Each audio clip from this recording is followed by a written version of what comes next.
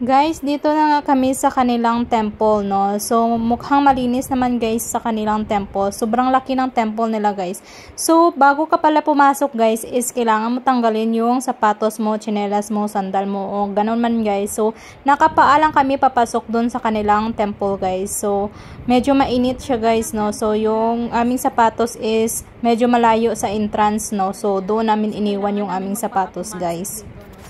Is famous daw to na temple nila. So tingnan natin, no? Ang tahimik, walang masyadong tao. Ayan siya guys, oh. Walang masyadong tao. Ayan.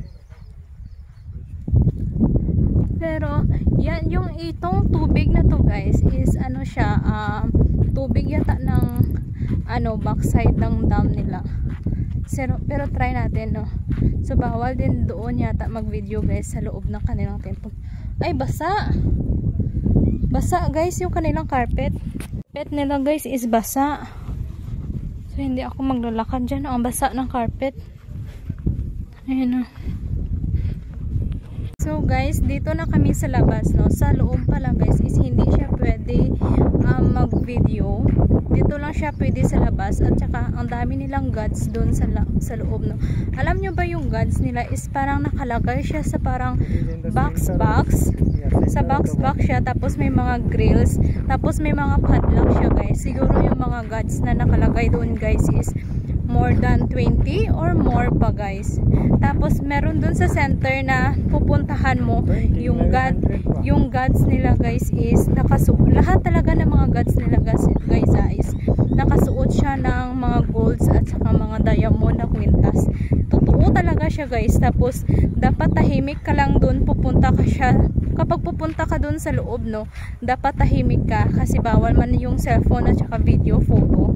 Pinapa-switch off yung cellphone mo kapag papasok ka na doon guys. So ang history pala ng temple na to guys is yung dati kasi yung temple, yung pinakalumang temple nila guys is lumubog siya sa tubig. So somewhere dito lang siya guys. Kung nakikita nyo is parang dito lang siya banda, tapos parang ni-revealed na lang nila. Wait lang ha. So hindi ko lang sure, no, kung saan siya banda nalubog yung dating temple nila guys, pero malawak to, likod to siya ng dam nila. Tapos nakikita nyo may mga sampay doon, no? Tapos parang ni-rebuild na lang nila guys, na kamukha pa rin ng nalubog na temple nila guys. So ganito na yung itsura niya. Guys, ganyan siya. Ganyan yung temple nila. Malawak siya guys, actually. At saka sobrang laki. At saka sobrang ganda, malinis siya dun sa loob guys, no? Kasi nakapaaman yung mga tao guys pumasok dito, nakapaalang. Tapos sobrang linis sa loob guys, pati yung mga bahay ng mga gods na sobrang linis. So sobrang lakas ng hangin dito. So maglalakad-lakad na lang nga kami dito guys sa labas guys ng kanilang temple, pabalik doon sa iniwanan naming sapatos kanina. So dito kami pumunta sa gilid, no, hindi kami pumunta doon kung saan kami kanina dumaan nung nag-entrance kami. So inikot lang namin itong temple nila guys, tapos tiningnan ko lang dito yung sa baba, yung sa gilid niya ba. So ganyan yung kanilang temple. Hindi masyadong appreciate guys, no, kasi hindi nyo makikita sa loob. So dito naman guys is meron doon sa dulo na naliligo sila. So pwede din naman yata guys dito maligo. So sabi ko kay Indiano kung pwede ako maligo, pero ayaw niya guys. Tapos andito na kami sa aming iniwanan na sapatos guys. So nagsusuot na lang kami kasi pupunta kami doon sa may dam, sa mga tubig sa kung saan may mga taong naliligo guys. So guys, dito naman kami ngayon sa kanilang dam. Pero mukhang uulan na guys, oh. Kung nakikita nyo is mukhang uulan na. Ayan. Medyo madilim siya guys. So try natin. Pupunta kami doon banda guys. Doon kami pupunta doon banda. Mag-emote din kami doon guys. Kasi ngayon nakalutide siya guys. Kasi binuksan nila yung dam. Kaya nakalutide. Pero kapag sinara nila yung dam is magiging high tide to siya. Sabi ko sa asawa ko guys, no, kung pwede maligo dito. Parang mukhang pwede naman maligo dito guys. Kasi malinis. Pero hindi na ako makakatawid dyan guys, oh. Kasi may tubig. So pupunta sana ako doon, no, sa kabila. Maganda, di ba? Ang lakas ng hangin. So balik na lang kami guys. Doon na lang kami sa kabila punta. Doon sa kabila. Puro mga couple dito yung pumupunta guys, no, para magmuni-muni or mag-date.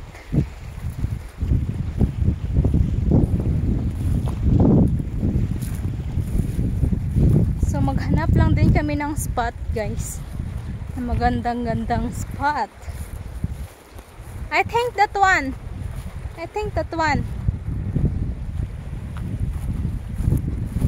Huh? So guys, yung temple na pinuntahan namin kanina is ayan lang siya guys. Ayan lang. Nagbo-blurred kung ituturo mo. So yan lang guys yung temple na pinuntahan namin kanina. So dito naman tayo guys. Pumunta doon si Indiano guys, oh. Paano siya pupunta doon? Buang talaga. Dito ako guys, akala nyo. May mga ibon doon guys, oh. May mga ibon. So dito ako guys pupunta sa dito sa tubig nila. Okay, guys. Dito ako pupunta. Parang Jeju Island. Alam nyo ba yung Jeju Island? Yung lagi sa Korea man yun. Sikat man yun na island. Jeju Island. Baka mamaya may ahas to guys. Tingin-tingin muna tayo. Baka may ahas dito. So dito ako guys. Ayun. Oh, may tao dun guys, oh. So mag-emote-emote tayo dito guys.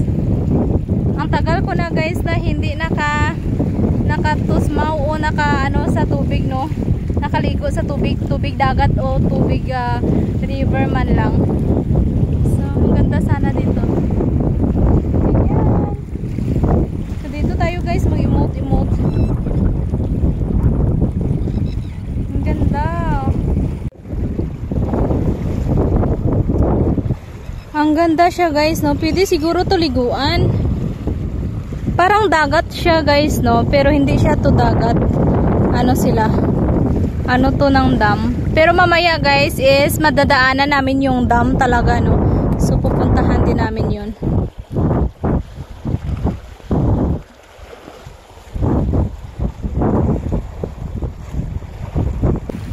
Wala pa dito si Indiano guys. Doon siya sa kabila. Pero dito ako gusto ko dito.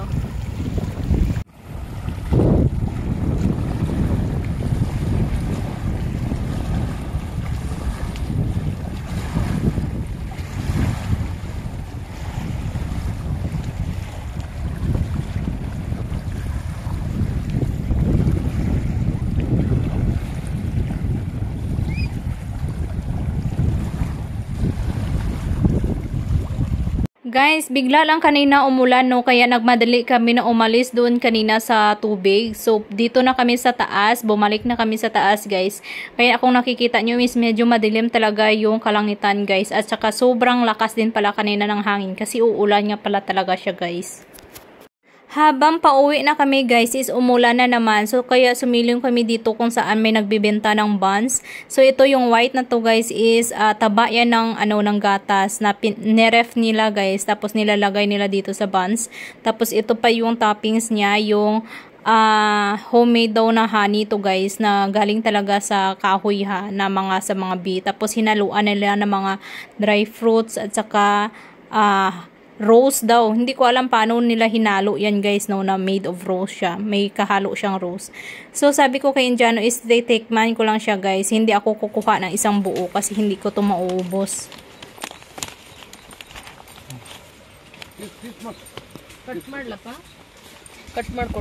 Si Indiano naman guys is kulang pa yung buns na kinain niya kanina, no. So nag-order ulit siya or bumili ulit siya ng parang rice siya. Pa-price siya na tapos hinahaluan nila nito, may sibuyas, kamatis, tapos carrots, yung nilalagay nila guys. Tapos lalagyan yan nila ng mga normal masala lang siya guys. Actually guys, is late na to, no? Wala pa kaming lunch. Siguro mga 3 PM na to siya guys. So, ako kasi guys, kahit anong pilit na naiindyano sa akin guys, is ayaw ko na kumain ng mga pagkain sa labas, no? So, napakain ako kanina ng buns guys, kasi wala talaga kaming lunch guys. At saka, wala kaming masyadong kinain na breakfast, no? So, yan yung gagawin nila guys na itatoppings doon sa pop rice na bibilhin ni Indiano. So, mura lang din naman guys. 30 rupees yata yun. Nilagyan na nga guys na mga masala ni Lolo, no? Ni Lolo ba? O uncle yung tawag ko dito guys.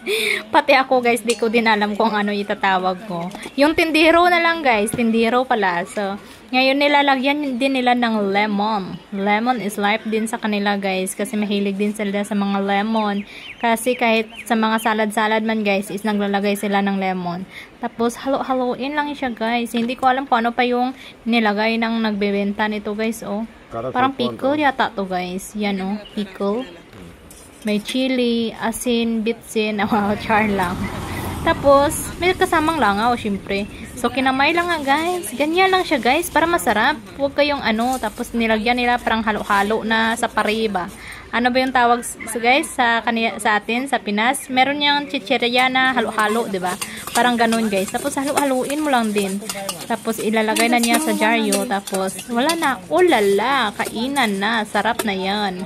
So ganyan lang siya guys. After ng ilang araw guys na paghahalo, so ayan na guys, ilalagay na siya sa jaryo, so ready na to eat. So si Indiano guys is parang dalok-dalok man yan guys. So kulang pa sa kanya yung buns guys, parang ito na yung ilalunch niya guys. Kasi gutom naman talaga siya guys, gutom na siya guys, hindi na talaga makapagpigil siya guys. So ipakain na lang natin sa kanya guys, kasi mahilig naman siya dyan guys, so wag na natin pagbawalan. Kasi kapag gutom yan siya guys, is mainitin yung ulo niya. So ganyan na siya guys, so. Parang pa-price lang siya guys, di ba? Tapos hinaluan lang nila ng gulay-gulay, chichi, burichi. Ganun lang.